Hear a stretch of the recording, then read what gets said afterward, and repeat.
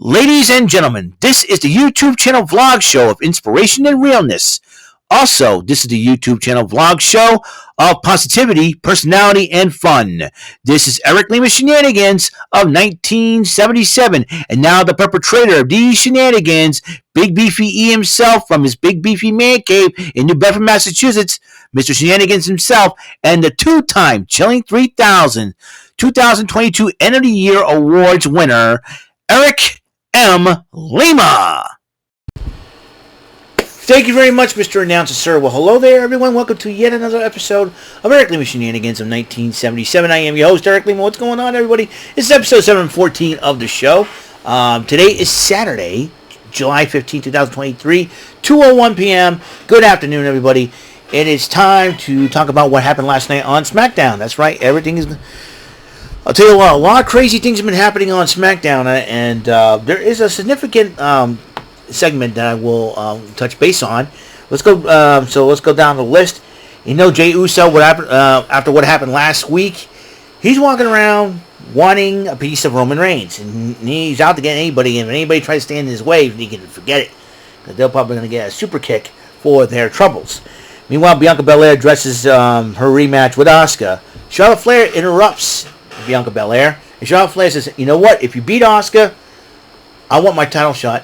And then Bianca Belair says, "Okay, how about a SummerSlam?" Perfect. So that is if Bianca Belair beats Asuka. And then the Brawling Brutes were getting ready for their matchup as Sheamus and Ridge Holland took on Pretty Deadly. And let's just say during the matchup, Pretty Deadly took advantage of the fact that after the Samoan spike to the throat by Solo Sikoa on Ridge Holland, they took advantage of that situation, exposing the turnbuckle, ramming, and then when he went to charge after when Ridge Holland went to charge after Elton Prince, his throat got caught on an exposed turnbuckle.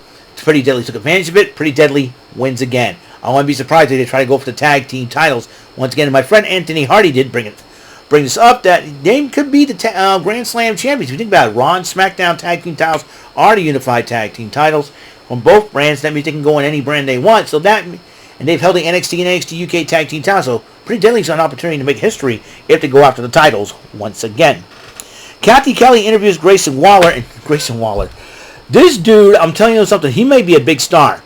He's already interacted with John Cena at Money in the Bank, got an AA for his troubles. He had a match with Hall of Famer Edge. Edge lost the match, but Edge says he swam. But now he's dealing with The Rock. Brother, Grayson Waller, I know you want to get the big rub from the superstars, but from legendary guys like John Cena, Edge, and The Rock, I mean, it's a good way to start off. But brother, SummerSlam will be huge if The Rock even shows up at SummerSlam. I'm not playing around, dude. I'm not playing around. If The Rock shows up, now Hollywood's on strike. We all know what's going on there. So people like Rock and Batista. Hey, you know what? Hey, we're looking for work. Hey, come back to the WWE. We need your help. Hey, I'm sure the fans would. I'm sure The Rock and Batista probably would not mind. But interacting. But Grayson Waller calling out The Rock because of the 1996 outfit that he wore at Survivor Series. He says, "Oh, it's cringe." And Rock calls him nice haircut, you outback jack off. I'm like, what? He got the old school 80s reference there of the WWE back in the day. Rock knows the history, but The Rock and Grayson Waller, which would be very interesting. Grayson Waller and The Rock, all they know how to do is, The Rock, he talks the talk, but he walks the walk as well. So you're talking about, there you go. You're talking about the interaction. So Grayson Waller, he's really off to a hot start, since making his main roster debut. Cena, Edge, now The Rock. That's, you talk about ruthless aggression attitude era. Waller grew up in those eras, probably. As a fan, probably mostly the ruthless aggression era. But I'll tell you what, if you get a chance, an opportunity to learn from those three gentlemen, you can take a lot to the table. I'm telling you right now. I mean, LA Knight. LA Knight's learned a lot from Austin and The Rock. I don't say he's ripping them off. I say he's learning from them. He's learning how to cut a promo. He's learning. You had the legendary Paul Bearer at one time in his corner as a manager at that point before his passing. God rest Paul Bearer's soul. So LA Knight has a huge opportunity also. So a little bit more on LA Knight, but Grayson Waller interacting with The Rock. I mean, and Grayson Waller did put up a good point. Hey, listen, his cousins are beating the crap out of each other, and he's concerned about Grayson Waller. It might be, but I think The Rock probably don't want any of that smoke. Roman Reigns has got enough problems. Probably the last thing he needs is his Hollywood leading man cousin being involved in this squabble. And I'm sure The Rock will probably say, hey, they can handle their own business. He probably respects them as loves their family as much. And then Charlotte Flair kind of packed up and wanted to leave the arena. He's telling Alan Pierce, listen, I know how you feel about this matchup, and I know you always say to Bianca Belair, but I'm going to leave. But then Bayley and Io Sky had other plans, and Io Sky's holding up her money in the bank briefcase. And Charlotte Flair goes, you know what? I changed my mind. I'm staying. I'm going to make sure that those guys don't get involved.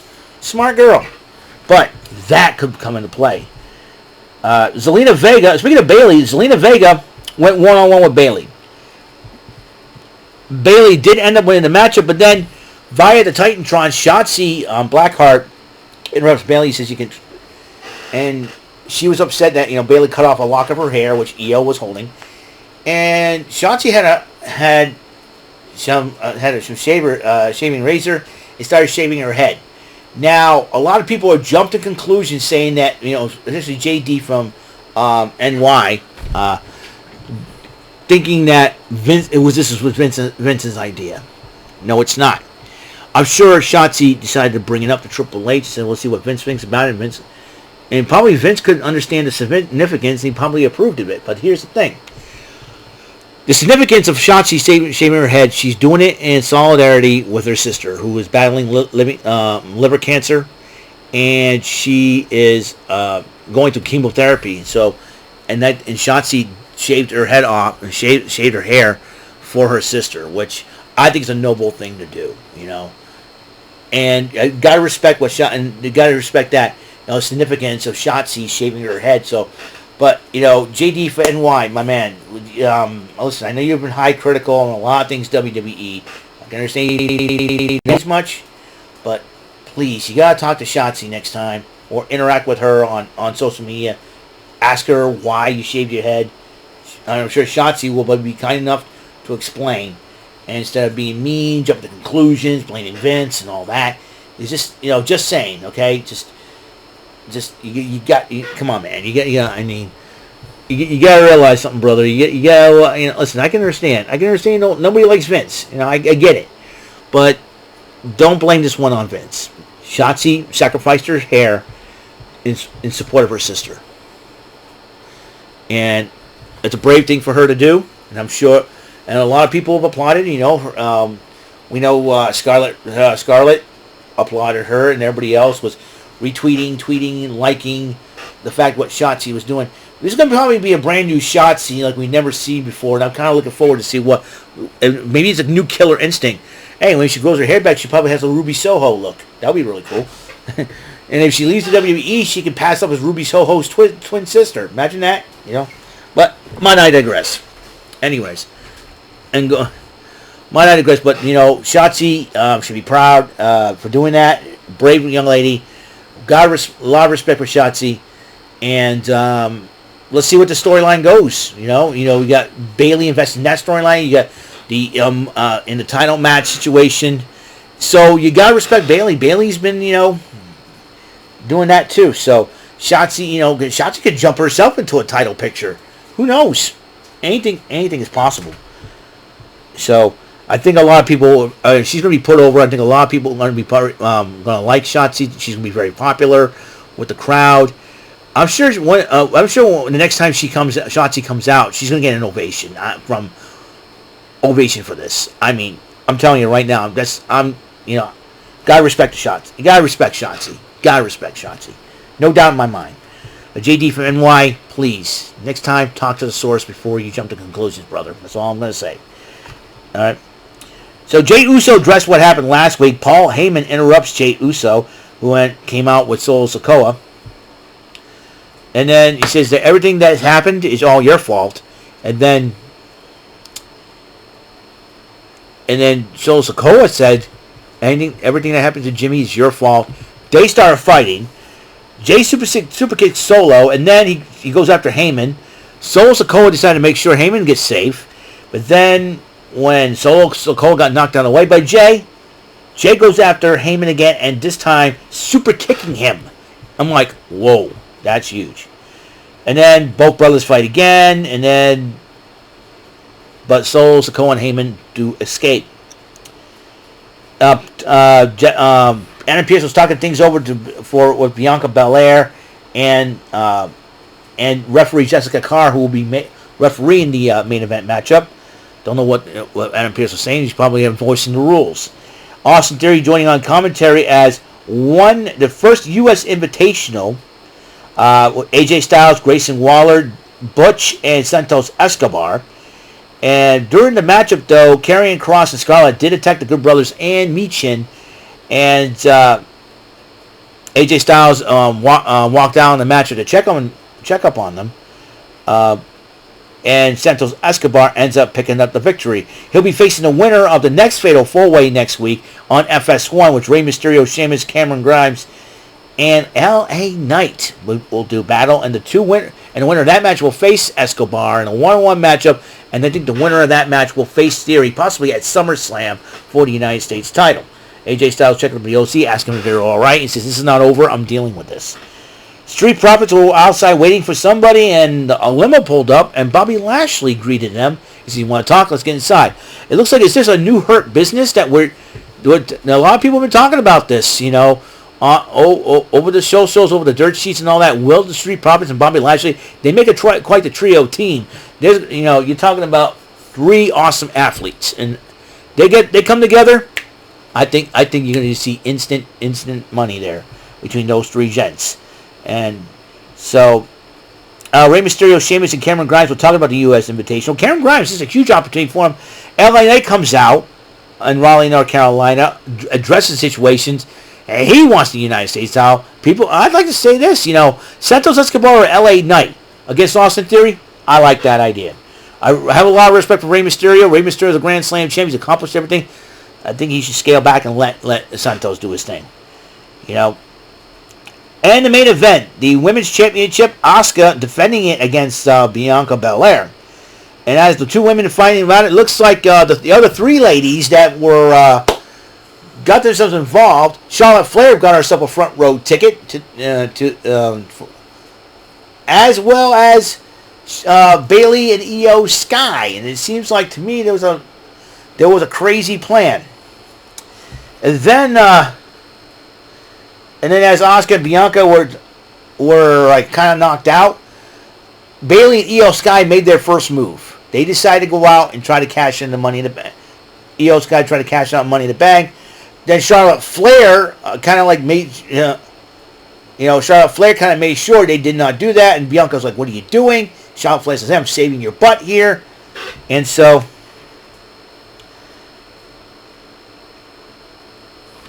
And Charlotte cuts them off. But then when Flair meant to go after Io Sky dodges away, spears Belair,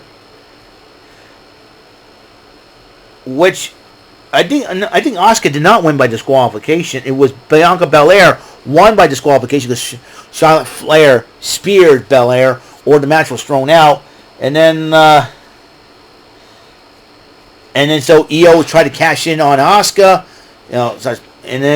and Bayley's trying to tell the referee Jessica Carr, hey, she's cashing in. All of a sudden, Asuka hit Bayley with the mist and escapes with the title. I think Bianca Belair won by disqualification because Charlotte Flair speared Belair by accident, even though the referee saw it. So that means Belair did pick up the victory. But Asuka escapes with the championship. She's still the world champ. Now, I think Adam Pearce about probably fed up with all this and saying, you know what, let's make it a triple threat match. And whoever wins, and then I say this triple threat match, get all three ladies beat the crap out of each other. Io Sky comes in, cashes it in, boom. Heist of the century for SummerSlam. Rollins did it for WrestleMania. Why not? Io do it for SummerSlam? And 1 year after she made her main roster debut at SummerSlam, that'll be really, really cool. Big fan of Io Sky. So, let's go on to NXT Level Up. Josh Briggs and Brooks Jensen took on the team of Kale Dixon and Luca Crucifino, two arrogant men who deserve to get the crap beaten out of them by Brooks and Jensen, with the lovely Fallon Henley in their corner. And Brooks and Jensen did pick up the victory. Looks like they're going to try to get back into tag team title contention on NXT. Meanwhile, Kelly Kincaid interviewed the lovely Latina team of Lola Vice and Elektra Lopez. And Elektra Lopez knew how tough Valentina Feroz is, Brazilian Jiu-Jitsu now, but I'm tougher. It'd be a heck of a matchup between these two lovely ladies. Feroz went one-on-one with Vice, and Feroz did pick up the victory. Vice had Elektra Lopez in her corner, while Feroz had the lovely Yulisa Leon in her corner. And the final matchup, the main event for NXT Level Up, Axiom took on Tavion Heights, and Axiom did pick up the victory over at Tavion Heights. Once again, I'm going to reiterate, I'm going to respect Shotzi for shaving her head in solidarity for her sister. I know, and she probably wanted to incorporate it in the storyline. Hey, that'd be really cool. You know, like giving your sister a shout out. And then that's what. I think JD from NY, he's got to learn how to calm down before he starts jumping to conclusions. I think sometimes we jump to conclusions about a lot of situations in wrestling, and it's always blame Vince, blame that. You know, I understand everybody does not like Vince McMahon. You know, listen, but sometimes you got to step back and go, whoa, wait a second here. We should ask the source. That's what JD from NY should have done, but that's okay. What's done is done. But, you know, Shotzi, got to give her respect for doing that. And I'm sure the next time she comes out, she's going to get an ovation. Watch. She's going to get an ovation from the crowd, and it'll be really, really cool. All right, that concludes episode 714 of Eric Lima Shenanigans of 1977. Next up, episode 15, 715. Appropriate for 715. We're going to talk about what happened last night on AEW Rampage, leading into Collision tonight and the Battle of the Belts 7, which I will be co-hosting with my good friend, Mr. Jody Scow. So, I'll see you then. Until the next episode comes rolling around, Mr. Announcer, take us home. That is all for today's episode of the show. This is Mr. Lima speaking for Eric Lima Shenanigans of 1977. A Big Beefy E. Do it for Bob Saget production, and in association with A Sweet Bofa Raving Dingleberries Telepictures and Distribution. Thank you for watching another great episode of Eric Lima Shenanigans of 1977. Until the next episode, goodbye for now.